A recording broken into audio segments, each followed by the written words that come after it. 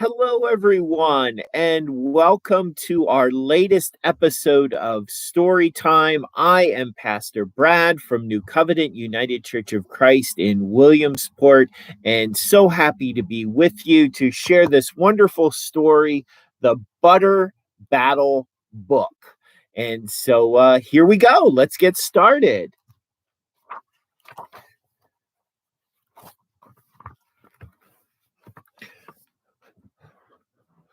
On the last day of summer, 10 hours before fall,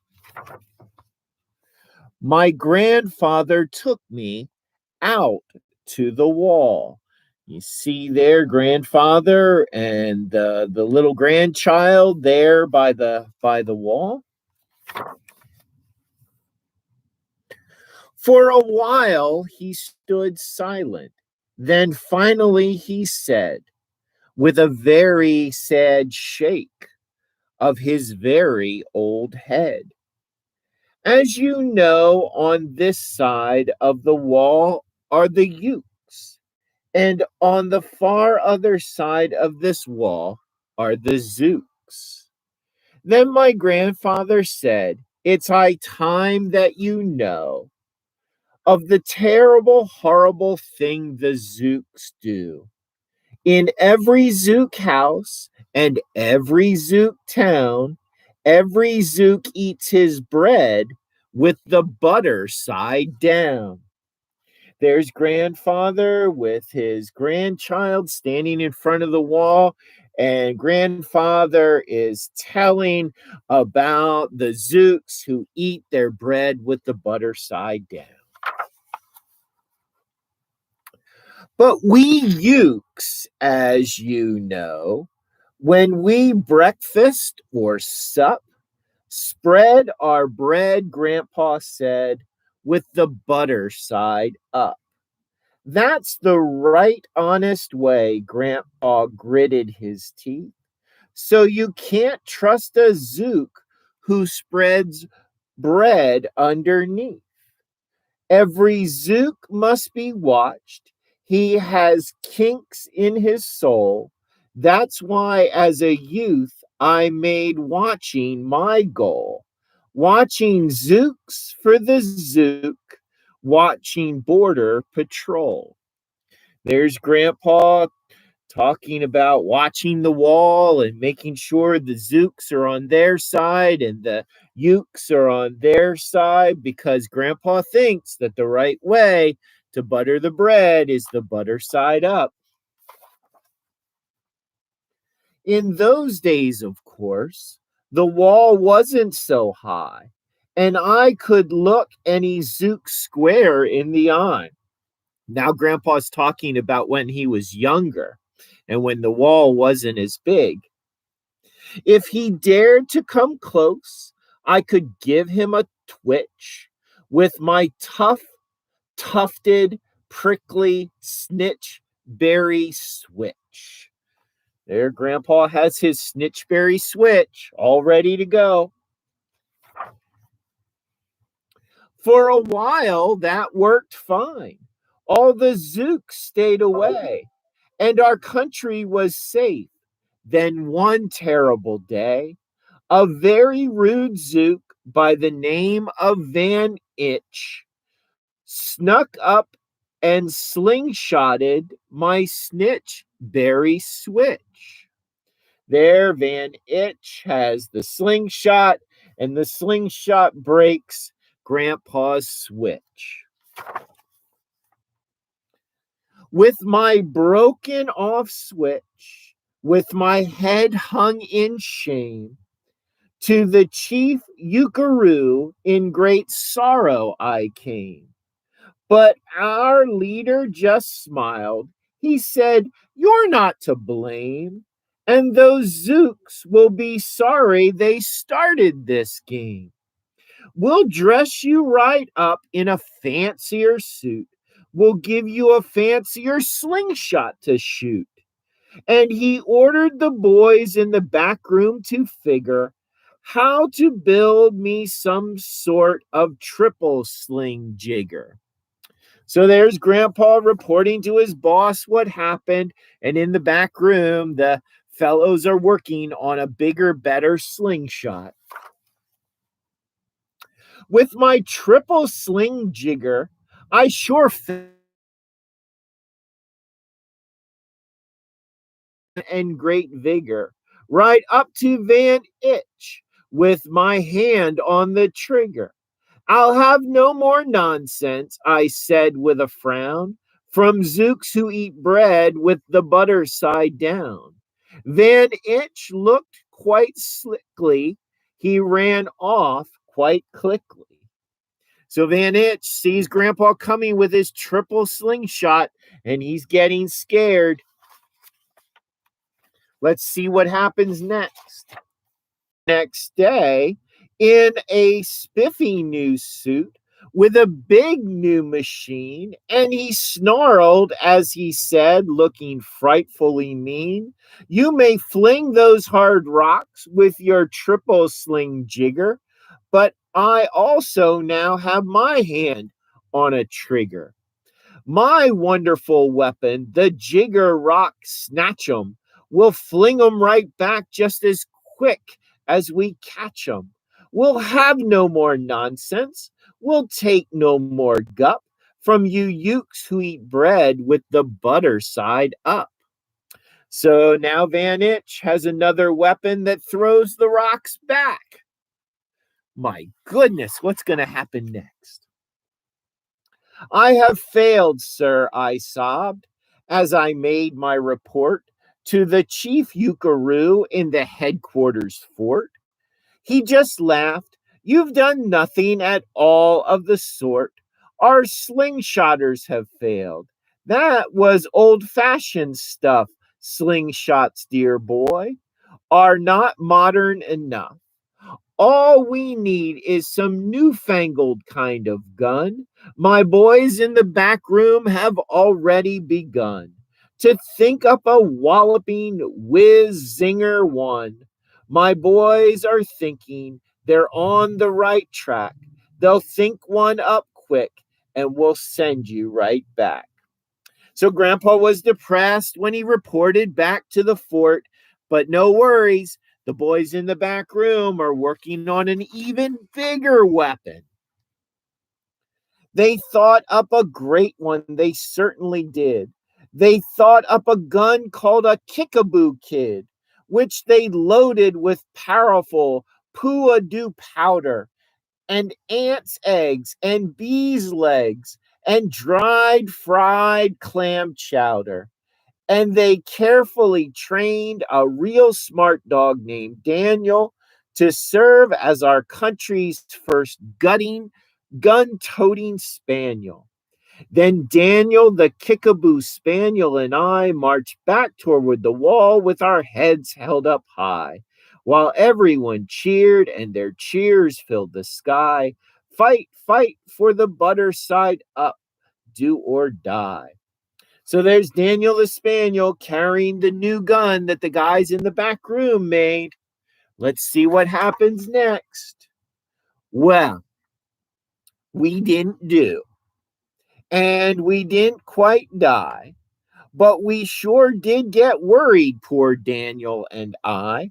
Then Itch was there too, and he said, the old pig, the boys in the back room invented this rig called the 80 nozzled elephant toted boom blitz.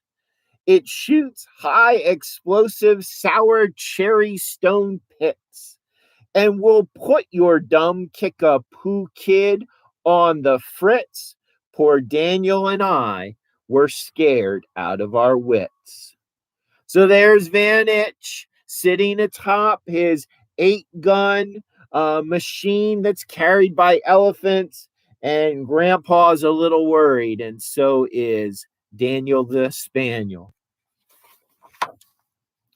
Once more by Van Itch, I was bested and beat. Once again, I limped home from the wall in defeat. I dragged and I sagged, and my spirits were low as I thought that they ever could go. Then I heard a boom bah and a diddly dee dill, and our butter up band marched up over the hill. The chief Yukaroo had set them to meet me, along with the right side up song girls to greet me. They sang, "Oh, be faithful, believe in thy butter," and they lifted my spirits right out of the gutter. "My boy," smiled the chief Yukaroo, "we've just voted and made you a general. You've been promoted. Your pretty new uniform's ready. Get in it. The big what is coming. You're going to begin it. And what's more, this time you are certain to win it. My boys in the back room have finally found how. Just wait till you see what they've puttered up now. In their great new machine, you'll fly over that wall and clobber those butter down zooks, one and all." So they're making Grandpa a general. There's his new suit. And of course, the guys in the background have an even bigger weapon. Those boys in the back room sure knew how to putter.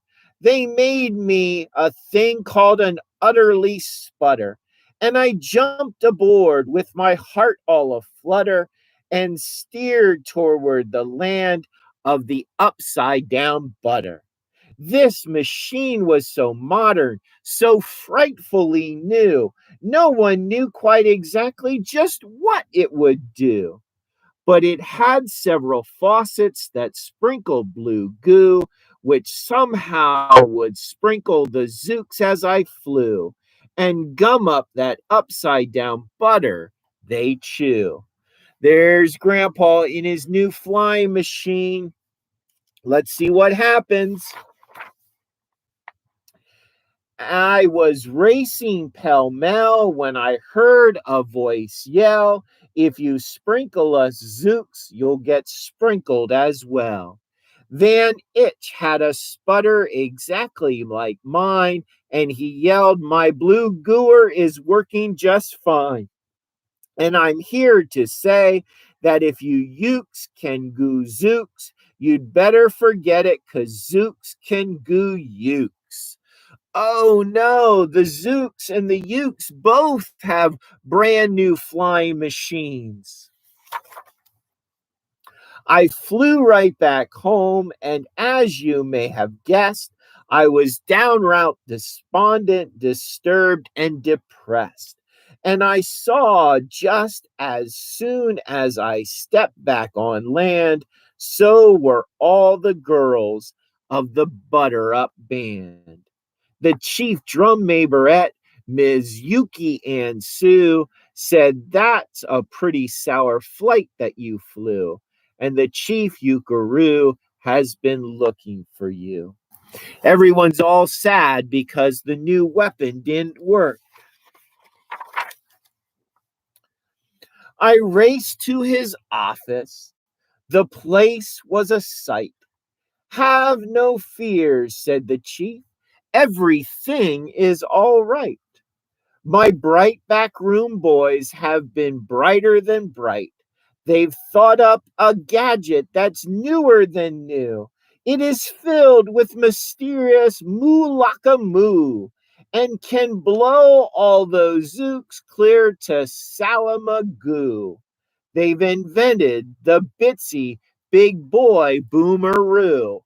You just run to the wall like a nice little man. Drop this bomb on the Zooks just as fast as you can.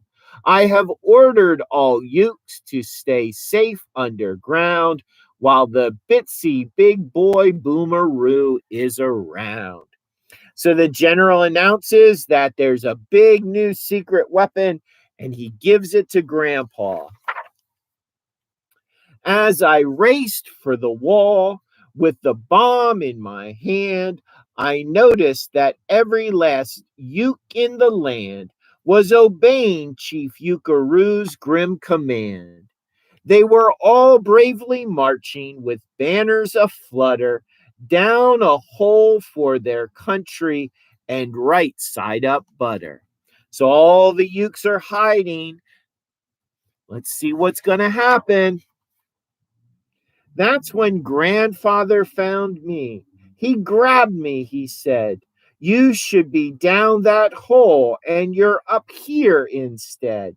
But perhaps this is all for the better somehow. You will see me make history right here, right now. Grandpa crept up the wall with a lollipus leap, and he cleared his hoarse throat with a boporous beat. He screamed, "Here's the end of that terrible town, full of Zooks who eat bread with the butter side down." And at that very instant, we heard a clup clup of feet on the wall, and old Van Itch clumped up. The boys in his back room had made him one too.